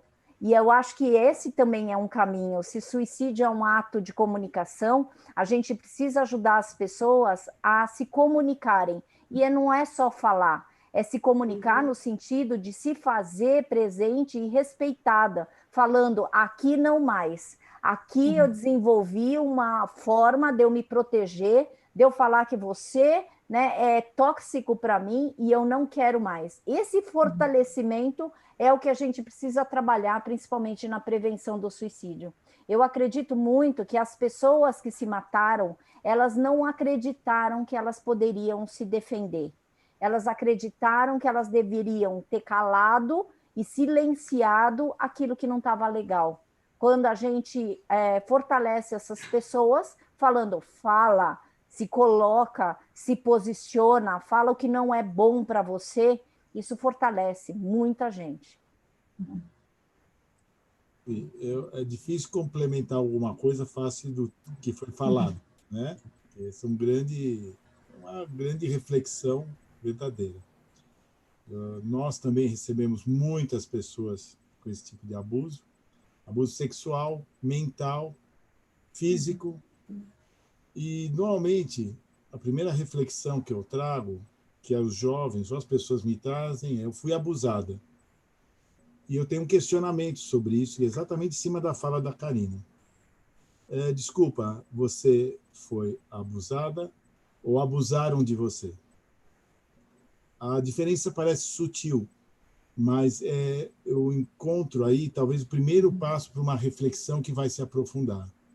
Porque a partir do momento que a ação ela é recebida por mim, aceita, pronto, já começa um processo de culpabilidade, né? De não aceitação, de ódio, de raiva em mim mesmo. E o gerador da ação, muitas vezes, ele fica numa periferia.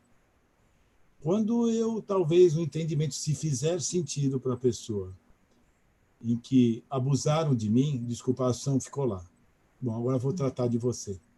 Porque, normalmente, quando eu trago para mim, o que acontece, e por que a pessoa não vai se abrir? Porque ela vai ser julgada. Imagina uma menina. A menina, então, vai, você deu mole.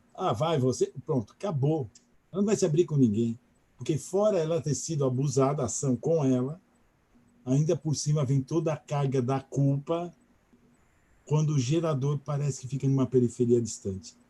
Quando essa ação é deixada com a pessoa que a gerou e que um dia vai responder por ela, em qual esfera seja, parece que aí abre-se esse caminho para algo tão importante, tão lindo como a Karina falou, trabalhar essa culpabilidade, para que a pessoa comece a externalizar, porque quando ela começa a verbalizar de uma maneira positiva, logicamente com a ajuda de um profissional, um psicólogo, um psiquiatra, um psicanalista, aí existe todo um processo longo, demorado, às vezes, de grau a grau de mudança. E a questão do suicídio, que é tão presente, que vamos dizer, o grande coração da nossa ONG, né? Nós vemos de uma forma, vamos dizer assim, existe um processo que consegue se interpor a todo esse processo biológico que eu citei no início, milhões de células lutando pela vida. Por quê? Porque ninguém quer se matar. Isso é impossível alguém querer se matar. Mas o que eu quero acabar? Com a dor. Eu quero acabar com a dor, uma dor insuportável, uma dor que tomou todo o meu ser e não tem mais um lugar dentro de mim que caiba tanta dor e eu vou explodir, eu desisto. E os jovens, as pessoas que tentaram e passaram por esse tipo de experiência, todos eles falam para mim: Fê, é um momento irresistível. É uma situação irresistível. Quando chega nesse ponto, eu não sou mais eu. Ponto, já foi. Eu não sei. Você não pensa no seu pai? De jeito nenhum. Não pensa na sua mãe, não. Eu não penso nem em mim. Eu é irresistível, eu sou levado. Então, onde se chega nesse estado, praticamente é muito pouco que se possa fazer. Então, o que podemos fazer? Não chegar nesse estado. Aí a importância da psicologia, da psiquiatria, do remédio, das práticas até integrativas também como um todo, trabalhando de maneira harmoniosa. Por quê? Vamos descobrir esses gatilhos. Quais são os gatilhos? O que é? Porque o caminho é o mesmo. Não tem vários caminhos para levar a pessoa ao suicídio. É sempre o mesmo caminho. Eu estou aqui, vou chegar lá. A partir do momento que ela começa a trabalhar isso com a psicóloga, com a psiquiatra, com o remédio, a ajuda do remédio, com as práticas integrativas e totalmente em harmonia, ela começa a detectar de modo consciente qual é o caminho que ela vai chegar. Aqui eu já sei onde eu estou. Eu já sei onde essa estrada vai me levar. E aciono uma rede de apoio, eu aciono minha mãe, eu aciono minha psicóloga, muitos acionam a psicóloga, porque a relação de confiança é muito grande.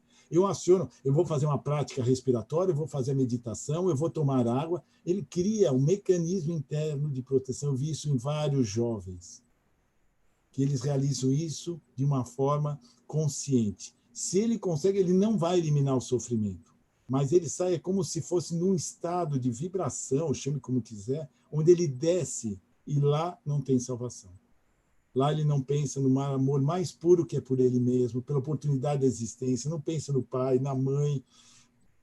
E o que acontece, então? É o suicídio ou a tentativa. Mas se em algum ponto dessa escala ele conseguir detectar esse ponto, que declancha essa falta total de controle sobre ele mesmo, talvez a gente possa fazer um caminho da prevenção talvez mais efetivo. Tá bom? Perfeito. Tá?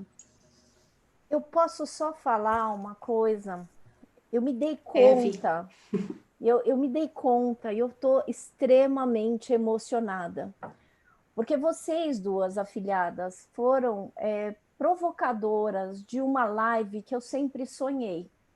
E quando eu me dei conta disso, tem um aspecto e a dimensão aqui biológica, aqui psicológica e aqui mais espiritual no sentido de envolver as práticas integrativas.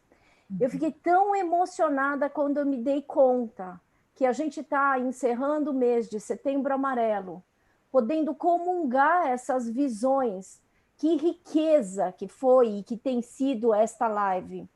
E eu fiquei agraciada, Fernando, você trazendo, o Miguel trazendo e falando.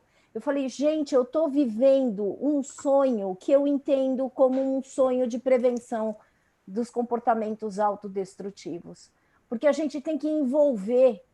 Não sei se vocês tinham feito de uma forma tão intencional. Para mim não tinha ficado claro. Mas é lindo isso. Porque é assim que a gente tem que trabalhar com a prevenção. Olhares diferentes, possibilidades, trazendo acolhimento nas dimensões diferentes. Então, assim, olha, gratidão. Gratidão, porque, assim, vivo hoje e fiz hoje uma live que eu sempre sonhei. E que é isso que eu acredito que a gente tem que fazer, sabe? Pessoas humanas envolvidas nessa trama do acolhimento, pessoas muito comprometidas com o sofrimento humano e principalmente com a capacidade de utilizar a potência do amor.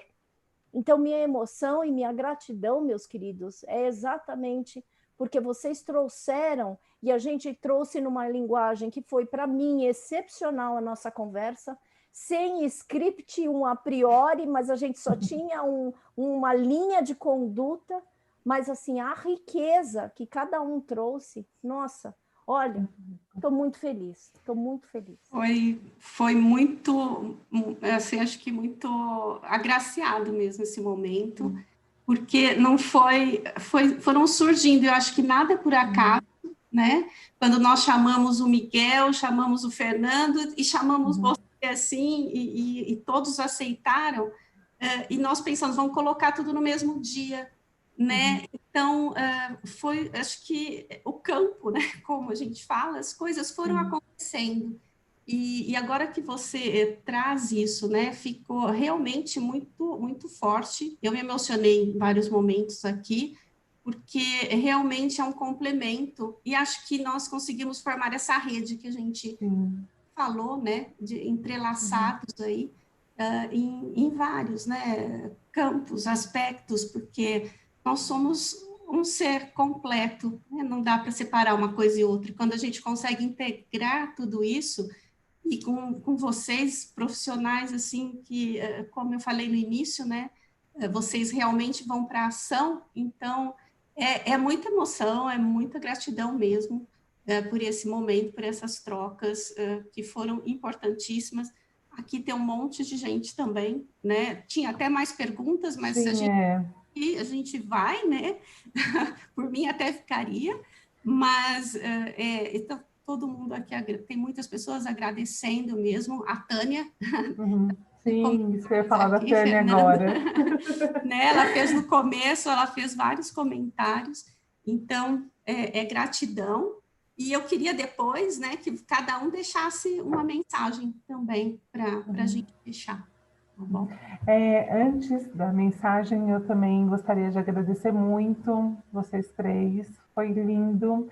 E agradecer muito a Tânia também, né, que ficou ali no chat, mas que faz parte desse lindo trabalho. Então, assim, um abraço muito forte para a Tânia também. E está sendo muito emocionante. Muito obrigada por vocês terem compartilhado com a gente, com as pessoas. Tem várias perguntas aqui, muita gente agradecendo.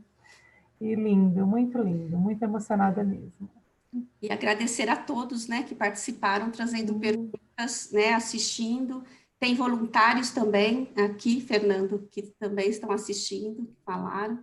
Então, gratidão, gratidão por esse momento de trocas e que foi tão especial para nós. E aí, quem começa?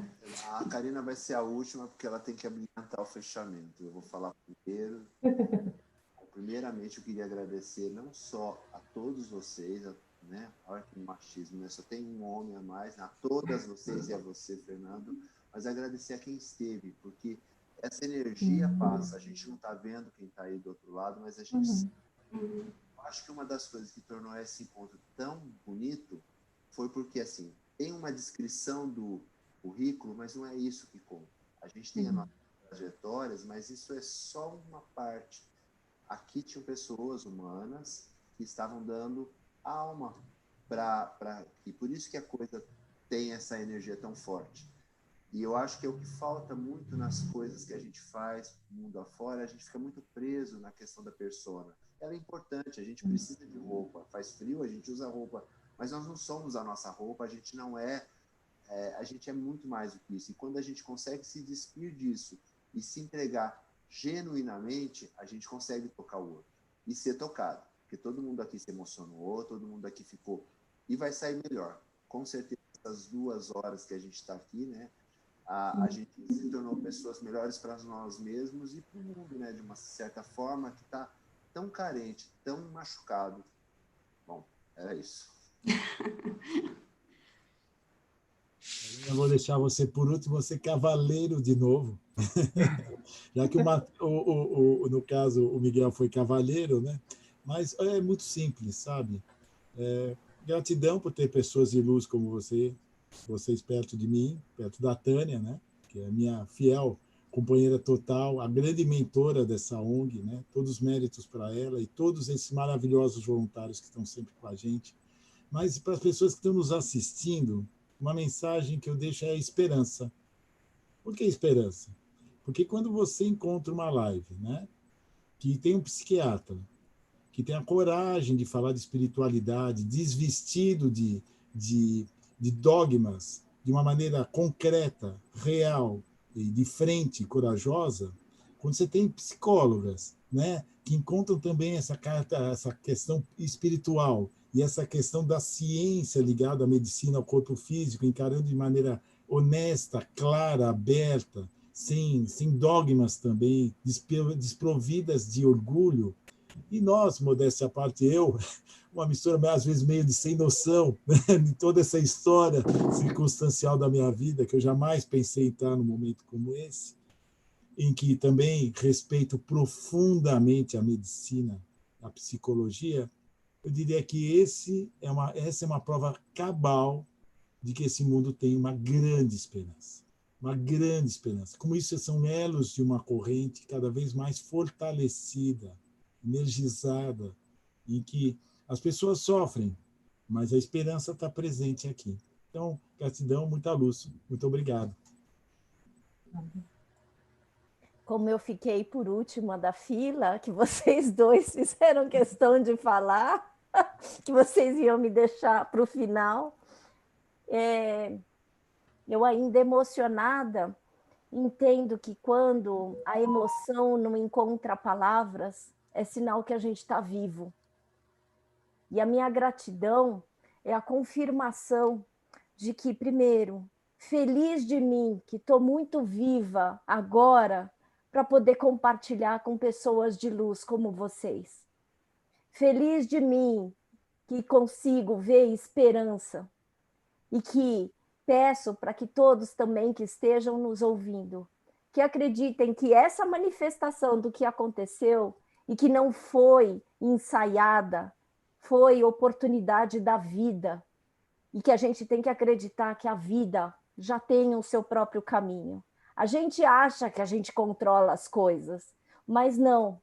E hoje, realmente, experimentando a live dos meus sonhos, eu considero, eu não estou subestimando as outras lives que eu já fiz, mas essa foi especial, porque realmente era tudo aquilo que eu sempre batalhei em termos de prevenção do suicídio. Ter esse acolhimento, essa dimensão psiquiátrica, biológica, psicológica e espiritual. Se a gente caminhar por essa jornada e por essa trilha, a gente tende, não é possível que a gente não vai conseguir ter esperança e trazer mais luz para as pessoas e trazer mais fé para as pessoas. Então, a minha emoção, que agora eu comecei falando que não encontrava palavras e que agora encontrou, é gratidão. É gratidão pela vida nos oferecer pessoas que precisam aparecer na nossa vida para a gente continuar a esperançar. Muito, muito obrigada, meus queridos. Muito obrigada. Muito obrigada. Muito obrigada. Gratidão, né? Novamente, por esses momentos. Gratidão por vocês terem aceitado o nosso convite, né? E de podermos compartilhar esses momentos tão significativos e emocionantes, né? Agora, no final, acho que foi por emoção mesmo. Sim, com certeza. Mari, se vocês permitiriam só compartilhar, se alguém tiver interesse, né, com o WhatsApp, a ONG funciona através de WhatsApp exclusivamente do site. O WhatsApp é em São Paulo, 11 97173 1792, e o site é www.spacoser.org.br. Ela é originalmente uma ONG local.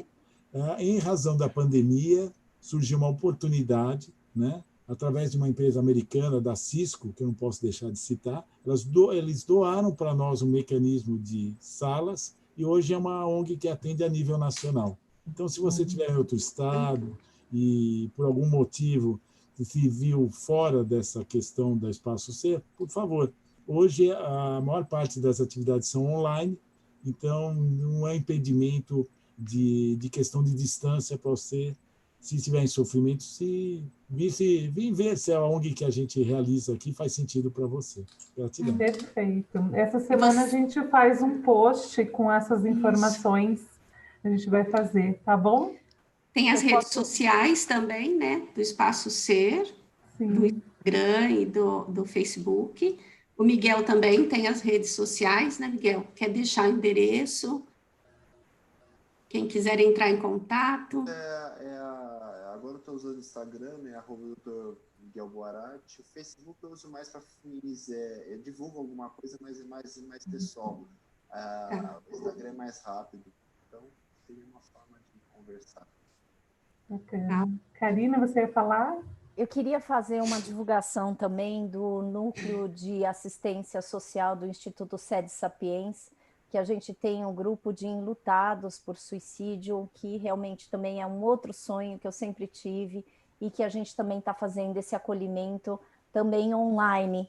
Então, se vocês tiverem interesse, se vocês, para enlutados por suicídio especificamente, e se vocês conhecerem alguém que está enlutado por suicídio, por favor, peçam para que escrevam nas@sedes.org.br, que a gente tá, o Fernando está lá também, nesse acolhimento que a gente proporciona para enlutados por suicídio. Perfeito. Ótimo. A Karina também Perfeito. tem o site, né, Karina? E as redes sociais, Karina Fukumitsu. Eu tenho www.karinafukumitsu.com.br. Mas gratidão. Não precisa de divulgação, só precisa de conciliação. É uma delícia. Mas é Muito obrigada. importante passar, porque muitas pessoas têm, né, entrar em contato, então é muito importante. Mari, quer falar do Gente, outubro também? isso. Em outubro teremos o Anderson Mendes, novamente, e o Cláudio Tebas, né? Falando que o Cláudio também é palhaço e tem um trabalho lindo que ele faz em escolas. Ele tem um livro escrito com o Christian Dunker, né? Que fala a importância da escuta. Então, vamos recebê-los aí em outubro também. É isso. Certo. Então, gratidão, muito obrigada aí Obrigada, gente. pelo tempo, pela disponibilidade. Vou encerrar.